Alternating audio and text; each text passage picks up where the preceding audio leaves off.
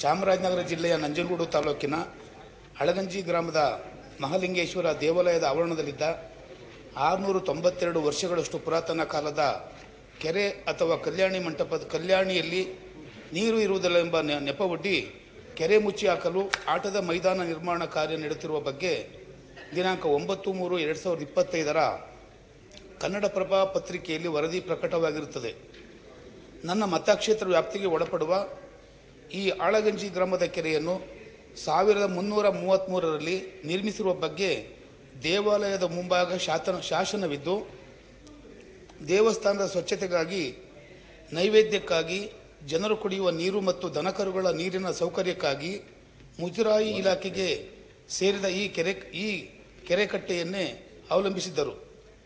ಆದರೆ ಕ್ರಮೇಣ ಮಳೆಯ ಅಭಾವದಿಂದ ನೀರಿನ ಮಾರ್ಗಗಳು ತಪ್ಪಿ ಹೋಗಿ ಕೆರೆ ಬತ್ತಿರುವುದರಿಂದ ಪುನಶ್ಚೇತನಕ್ಕಾಗಿ ನರೇಗಾ ಯೋಜನೆಯಡಿ ಕಾರ್ಯಕ್ರಮ ಹಮ್ಮಿಕೊಳ್ಳಲಾಗಿತ್ತು.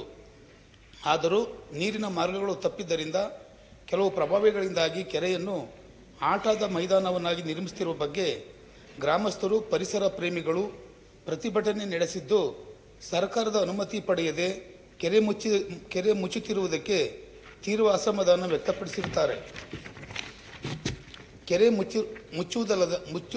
ಮುಚ್ಚಿರುವುದಲ್ಲದೆ ಅಲ್ಲಿ ಅನ್ಯಥಾ ನರೇಗಾ ಹಣ ಖರ್ಚು ಮಾಡುವ ಅವಶ್ಯಕತೆ ಏನಿತ್ತು?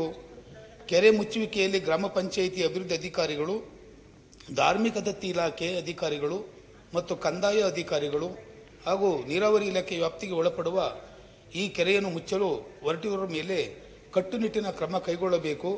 ಪ್ರಭಾವಿಗಳ ಒತ್ತಡಕ್ಕೆ ಮಣಿಯದೆ ಕೆರೆ ಸಂರಕ್ಷಣೆ ಮಾಡಿ ಕೆರೆಯನ್ನು ಯಥಾಸ್ಥಿತಿ ಮರು ನಿರ್ಮಾಣ ಮಾಡಿ ಪುನರಚನೆಗೊಳಿಸಿಕೊಡಬೇಕೆಂದು ಶೂನ್ಯ ವೇಳೆಯಲ್ಲಿ ಮಾನ್ಯ ಮುಖ್ಯಮಂತ್ರಿಗಳನ್ನು ಒತ್ತಾಯಿಸುತ್ತೇನೆ. ಸನ್ಮಾನ್ಯ ಸಭಾಪತಿಗಳೇ, ಇದು ಮೊದಲನೇದಾಗಿ ನಮ್ಮನೆ ಮೈನ್ ಇರಿಗೇಷನ್ ಡಿಪಾರ್ಟ್ಮೆಂಟಿಗೆ ಬಂದಿರೋದಿಲ್ಲ. ಈಗಾಗಲೇ ನಾನು ನೋಡಿದ ನಂತರ ವೆರಿಫೈ ಮಾಡಿಸ್ತೀನಿ, ನಮ್ಮ ಇಲಾಖೆಗೆ ಸೇರಿರ್ತಕ್ಕಂಥ ಕೆರೆ ಅಲ್ಲ. ಮತ್ತು ಈಗ ನಮ್ಮ ಅಧಿಕಾರಿಗಳ ಮುಖಾಂತರ ಪಂಚಾಯತಿಗೆ ವೆರಿಫೈ ಮಾಡಿ ಈಗಲೇ ಒಂದು ರಿಪೋರ್ಟ್ ಬಂದಿದೆ. ಬಟ್ ನಮ್ಮ ಸಂಬಂಧ ಇಲ್ಲದಲ್ಲೂ ತಾವು ಹೇಳಿರ್ತಕ್ಕಂಥ ವಿಷಯವನ್ನು ಗಮನಿಸಿದಾಗ ಮುಜರಾಯಿ ಡಿಪಾರ್ಟ್ಮೆಂಟ್ಗೆ ಸೇರಿರ್ತಕ್ಕಂಥ ದೇವಸ್ಥಾನ ಅಲ್ಲ. 200 ಪಕ್ಕದಲ್ಲಿರ್ತಕ್ಕಂಥ ಶಾಲೆಯಲ್ಲಿ 346 ಮಂದಿ ಸರ್ಕಾರಿ ಶಾಲೆ ಆಗಿರ್ತದೆ. 2015-16ರಲ್ಲಿ ನರೇಗಾ ಇದರಿಂದ ಅದನ್ನೆಲ್ಲ ಏನೋ ಅಲ್ಲಿ ಕುಂಟೆ ಇತ್ತು, ಅದರಲ್ಲಿ ನೀರು ಬಂದಿಲ್ಲ ಏನಿಲ್ಲ ಅಂತೇಳಿ ಪಂಚಾಯತಿಯವರು ತೀರ್ಮಾನ ತೆಗೆದುಕೊಂಡು ಆ ವಾರ್ಡ್ ನವರು ಸಹಿತ ಒಂದು ಗ್ರಾಮ ಸಭೆ ಮಾಡಿ, ಆ ಗ್ರಾಮ ಸಭೆ ಮುಖಾಂತರ ಗ್ರಾಮಸ್ಥರೆಲ್ಲ ಸೇರಿ ಅದನ್ನು ಆಟದ ಮೈದಾನ ಮಾಡಬೇಕು ಅಂತೇಳಿ ಅವ್ರು ತೀರ್ಮಾನ ತೆಗೆದಂತೇಳಿ ಆ ಪಂಚಾಯತಿಯವರು ಇವತ್ತಿನ ಡೇಟ್ಗೆ ಹಾಕಿ ಕೊಟ್ಟು ಕಳಿಸಿದ್ದಾರೆ.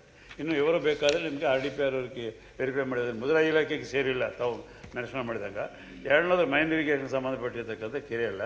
ಈ ಪಂಚಾಯತಿಯವರು ಇವತ್ತು ಕೊಟ್ಟಿದ್ದ ಪ್ರಕಾರ ಕೆರೆ, ಕಟ್ಟೆ, ಕಲ್ಯಾಣಿ ಯಾವುದೇ ಅಲ್ಲಿ ಇರುವುದಿಲ್ಲ ಅಂತೇಳಿ ಗ್ರಾಮ ಪಂಚಾಯತಿಯವರು ಕಳಿಸಿದ್ದಾರೆ. ಡೀಟೇಲ್ ಬೇಕಾದರೆ ನಾವು RDPR ಅವ್ರ ಕಡೆಯಿಂದ ಉತ್ತರ ಕೊಡಿಸ್ತೀವಿ.